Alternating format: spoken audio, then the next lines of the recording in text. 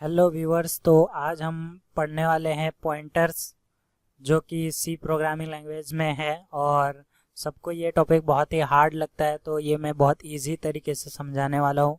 तो पॉइंटर्स इन सी प्रोग्रामिंग देखते हैं, इसका डेफिनेशन क्या कहता है।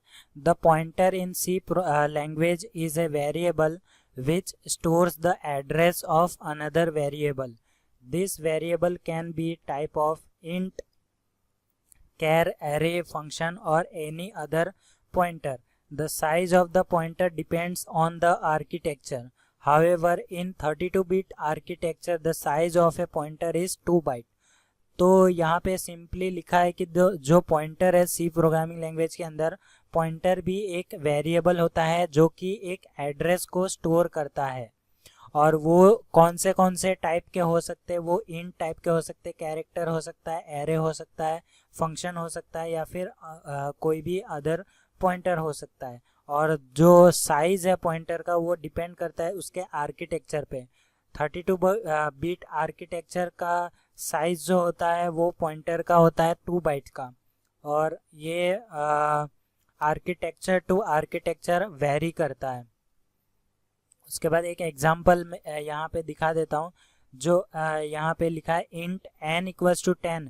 तो n एक वेरिएबल है जिसके अंदर 10 वैल्यू को स्टोर करके रखा है। उसके बाद यहाँ पे लिया है इंट स्टार। तो यहाँ पे जो स्टार है वो डिनोट करता है पॉइंटर को। तो यहाँ पे जो इंट है वो पॉइंटर टाइप का है और उसका वेरिएबल का नाम क्या दिया है, p दिया है। तो ये जो p है वो एक एड्रेस को स्टोर कर सकता है। तो एड्रेस को स्टोर कर सकता है। तो यहाँ पे क्या किया है इस प्रोग्राम में कि यहाँ पे जो n था, n के अंदर 10 था, तो यहाँ पे इसने n के एड्रेस को स्टोर किया, ना कि 10 को। ठीक है, तो यहाँ पे ये याद रखना कि पॉइंटर जो है हमेशा एड्रेस को स्टोर करेगा। जो n है उसका जो भी एड्रेस होगा उसको स्टोर करेगा p के अंदर। तो यहाँ पे लिखा है variable p of type pointer is p pointing to the address of the variable and of type integer।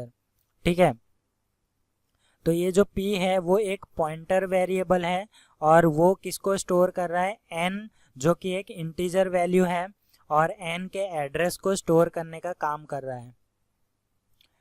Declaring a pointer. तो पॉइंटर को डिक्लेयर कैसे किया जाता है। The pointer in C language can be declared using asterisk symbol.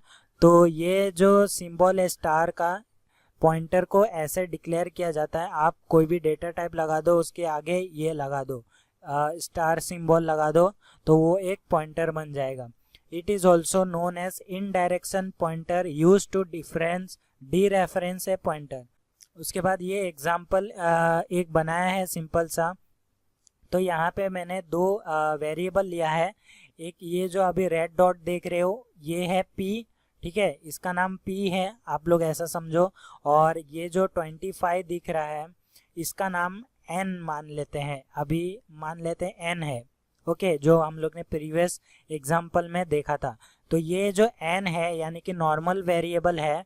तो normal variable का address क्या है यहाँ पे, ff। ये इसका एक्चुअल नहीं है, तो यहाँ पे मैंने ये बस एग्जांपल के लिए यहाँ पे लिख रखा है ff।